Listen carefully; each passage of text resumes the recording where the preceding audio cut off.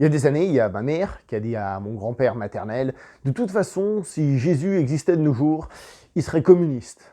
Rien que la fois où j'ai fait une blague à ma grand-mère qui a 90 ans en citant communiste dedans, et vu comme elle a explosé, j'ose pas imaginer à l'époque comme ça a dû être violent ce moment-là. Mais vraiment très violent. Jésus, Superman, voilà.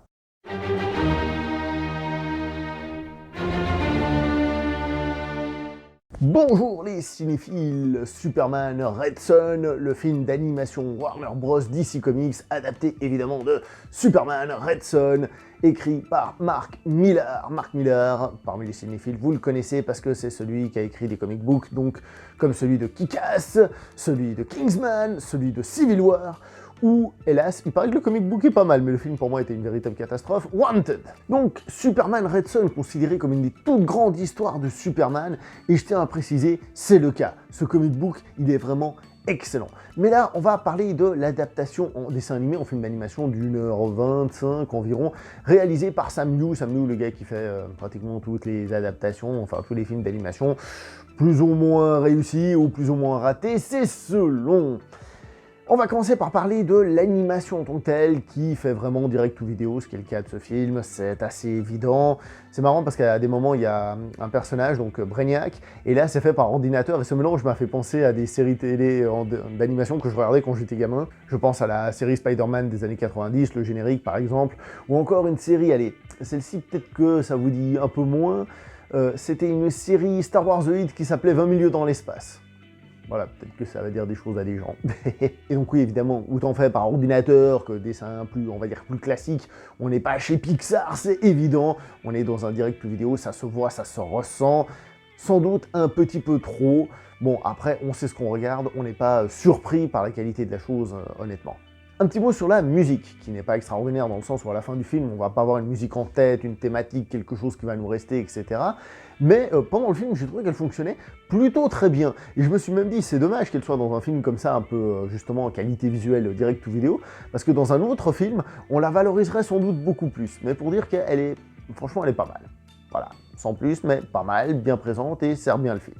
Donc maintenant, l'histoire. L'histoire de Superman Red Son, qu'est-ce que ça raconte? Eh bien, tout le monde vous le dira, basiquement, c'est si Superman, au lieu d'être tombé aux États-Unis, était tombé en URSS, évidemment période communiste. Et c'est un très bon résumé, parce qu'il vous dit le principe de base, mais il ne vous raconte absolument pas toute la richesse qu'il y a derrière ce comic book, qui se permet donc de détourner toutes les histoires, toute la mythologie Superman, mais tout en faisant référence à cette mythologie, et en allant assez loin même par rapport à une réflexion par rapport au super-héros en lui-même, à Superman. C'est ce qui fait de ce comic book pas juste une petite blague sympathique à suivre, mais réellement un incontournable du genre. Est-ce que le film est une bonne adaptation? J'ai envie de vous dire oui, il y a un réel travail d'adaptation, c'est-à-dire, on reprend l'histoire, on l'abrège, on fait des choses un petit peu plus rapides, donc dans l'absolu, il y a un travail d'adaptation qui est correct.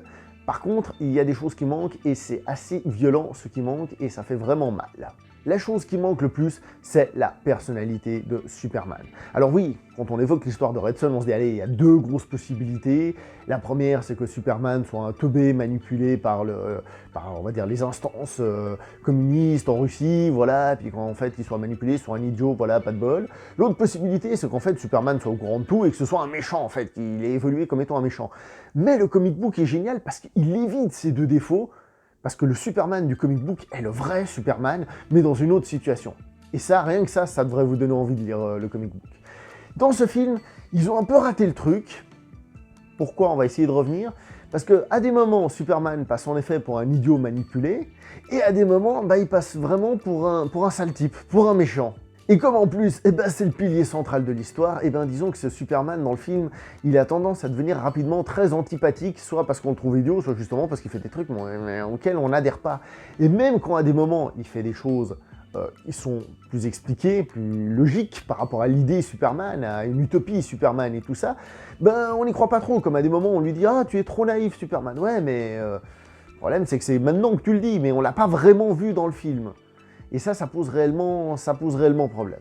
Et ces soucis sont liés par exemple au personnage de Wonder Woman. Wonder Woman dans le comic book, c'est un personnage qui a quand même une attirance sexuelle sans doute, mais aussi par rapport à ce qu'est Superman, ce héros juste qui veut faire le bien. Et donc elle est attirée par lui parce que c'est un gars bien, c'est Superman quoi, c'est le mec parfait on va dire d'une certaine manière. Ensuite, l'histoire évolue, etc. Et ben là, d'entrée de jeu, on nous met les choses au clair. On va faire du néo-féminisme, ou je sais pas comment il faut l'appeler. Donc Wonder Woman, d'entrée de jeu, elle lui fait comprendre que qui était qui, toi, qu'est-ce que tu vas me parler, etc., etc. Ce qui fait que, justement, ce côté, non pas je suis dominé par Superman, je ne suis là que pour être amoureux de lui, amoureuse de lui. Mais c'est pas ça le truc, c'est surtout que ce Superman, bien que différent du Superman que l'on connaît, reste ce Superman très positif, auquel on a tous envie d'adhérer, on a envie de le suivre. Et ben là, justement, avec ce personnage-là, ils ont cassé cette possibilité-là. Il y a aussi le personnage de Lois Lane, qui est un peu moins important, mais qui subit aussi cette histoire-là. Et donc, qu'est-ce qu'on a? Et bien ce Superman, comme je dis, cette identité du Superman positif qu'on a envie de suivre et tout ça, déjà, on nous dit oui, bon, peut-être pas en fait. Et ça casse l'histoire. Il y a aussi le personnage de Lex Luthor, qui est raté par rapport au comic book, là où dans le comic book, on essaie vraiment de nous créer une sorte d'antipathie pour lui, qui peu à peu se transforme, hein.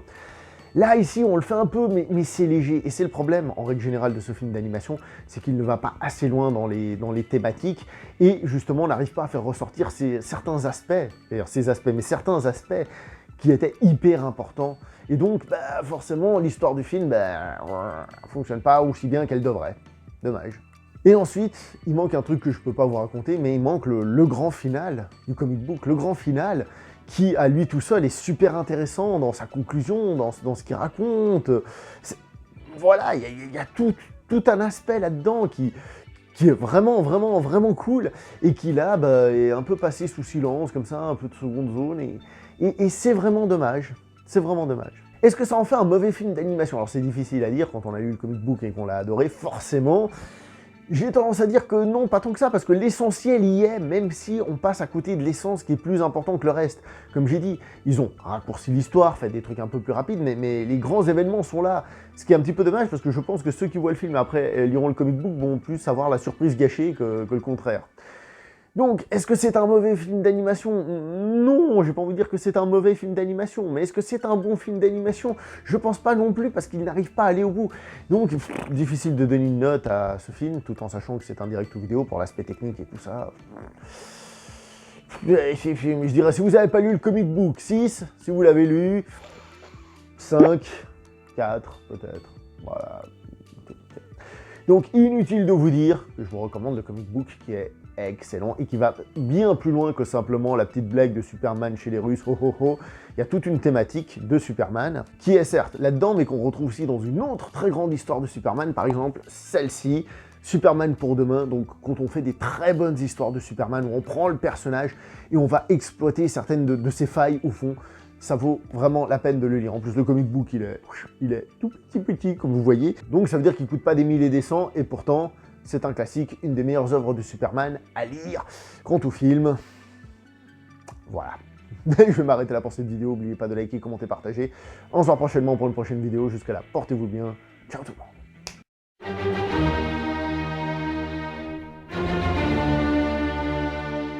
Et normalement, dans les scènes post-génériques, c'est là où je présente un comic book, mais je vous en ai déjà tellement parlé que je vais éviter de trop vous en parler. Je vais juste vous montrer des trucs assez intéressants. Par exemple, au tout début, juste à travers le dialogue, on arrive à cerner dans quelle situation on se passe.